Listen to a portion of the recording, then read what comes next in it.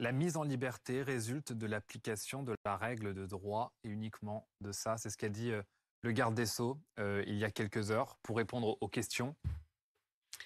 La réponse est exacte, mais elle n'est pas complète. Effectivement, lorsqu'une personne est placée en détention provisoire, c'est-à-dire qu'elle est détenue avant même d'être jugée, le code de procédure pénale prévoit qu'elle ne peut pas rester indéfiniment en détention. Il y a une durée limitée. Et effectivement, à l'issue de cette durée, si les investigations ne sont pas terminées, que l'enquête n'est pas clôturée et qu'on ne peut pas renvoyer la personne devant le tribunal pour être jugée, eh bien à ce moment-là, à l'issue de cette durée, il faut la remettre en liberté. C'est exact. Mais la réponse est incomplète. Pourquoi l'enquête, au bout d'1 an de détention provisoire, ne s'est pas terminée? Eh bien, c'est probablement, on le devine, parce que la justice manque de moyens, parce que la justice est pauvre, que les juges sont surchargés et qu'ils n'ont pas le temps, les moyens matériels et humains de clôturer leur instruction avant cette date limite de détention provisoire. Il y a cette raison, bien sûr. Il y a une autre raison qui a été dénoncée, mise en avant, notamment par tous l'échiquier droit de la classe politique. C'est ce fameux laxisme judiciaire. Parce que on nous explique quand même une chose. Il avait été mis en examen il y a 1 an pour avoir attaqué des migrants au sabre. Il avait été mis en examen pour des faits délictuels et c'est pour ça que cette détention provisoire ne pouvait pas dépasser 1 an. Là, on peut se poser la question de la qualification du délit pour ce genre d'acte. Mais attendez.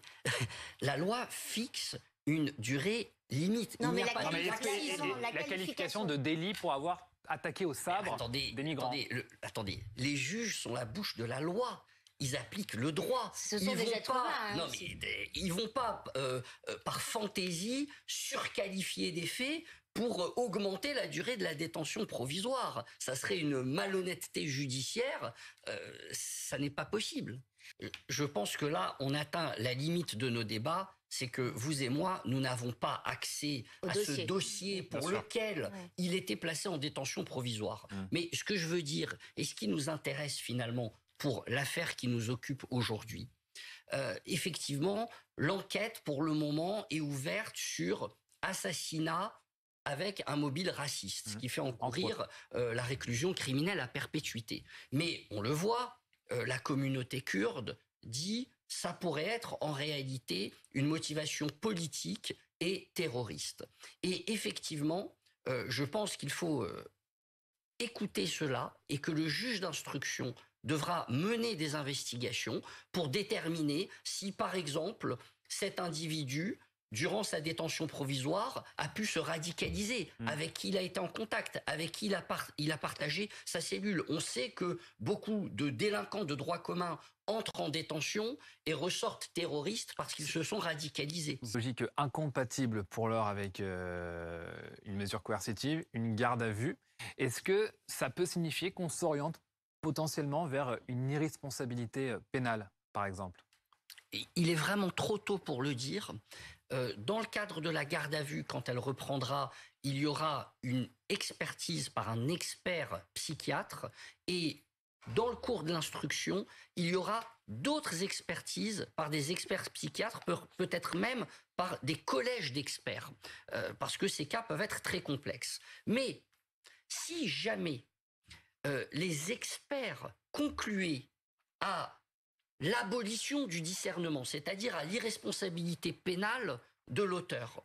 À ce moment-là, les victimes, les parties civiles, leurs familles, auraient le droit d'exiger une contre-expertise et le juge d'instruction ne pourrait pas la refuser.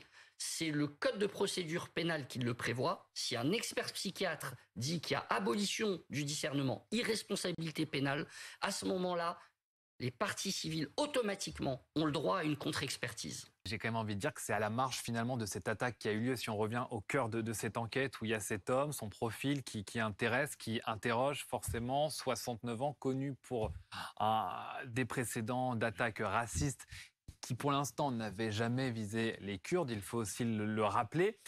D'où la demande, la revendication que cette affaire soit considérée comme une attaque terroriste, comme un attentat. Le lien, finalement, entre le suspect et une idéologie, un groupe politisé, il est difficile à établir en tout état de cause. Ben, il va y avoir une instruction, et ça sera la mission du juge d'instruction, peut-être sous l'impulsion des avocats des parties civiles, des familles de victimes.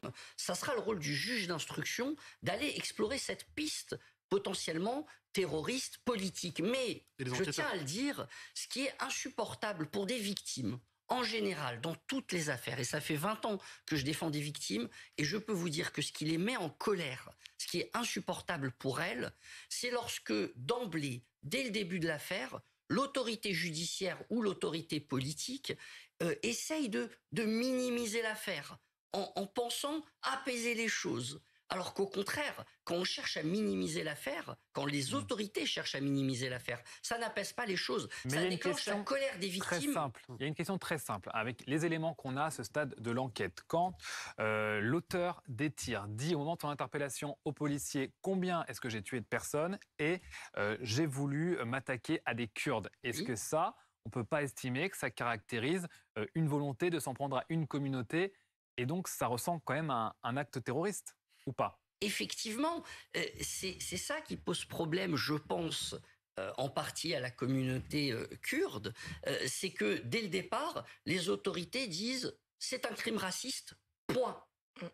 Alors que les investigations commencent, qu'on n'a pas effectivement encore exploré la piste terroriste et les liens que l'auteur a pu nouer lorsqu'il était en détention avec des milieux radicaux et terroristes. Et effectivement, ça peut mettre en colère effectivement les victimes. C'est que dès le début, elles ont l'impression qu'on ferme une porte, alors qu'on est au début de l'instruction et qu'on doit laisser toutes les portes ouvertes.